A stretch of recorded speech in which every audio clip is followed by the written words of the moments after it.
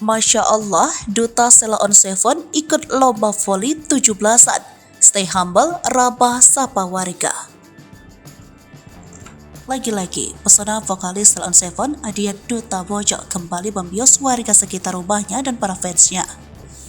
Duta tiba-tiba muncul di acara lomba 17 Agustus di sekitar rumahnya.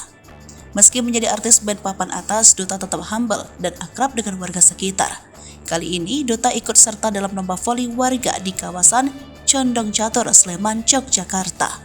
Dalam video yang viral di media sosial, Duta datang sedikit terlambat dari warga sekitar. Namun, ia tetap kompak dengan para pemain lainnya. Pria mengenakan seragam olahraga warna hijau hitam dengan sepatu olahraga. Saat tiba ke lokasi, Duta ramah menyapa warga bahkan mengajak untuk tos. Duta kemudian santai menunggu di kursi bangku cadangan untuk kemudian dimasukkan ke dalam lapangan. Saat turun lapangan, pria kelahiran Amerika Serikat ini sama sekali tak terlihat canggung berinteraksi dengan tetangga-tetangganya. Ia bahkan sukses melakukan servis yang langsung membuahkan poin. Kehadiran Duta tentu menjadi momen berharga bagi warga sekitar rumahnya. Tak hanya semangat untuk menyenangkan pertandingan, warga makin girang lantaran artis ternama juga turut memeriahkan acara.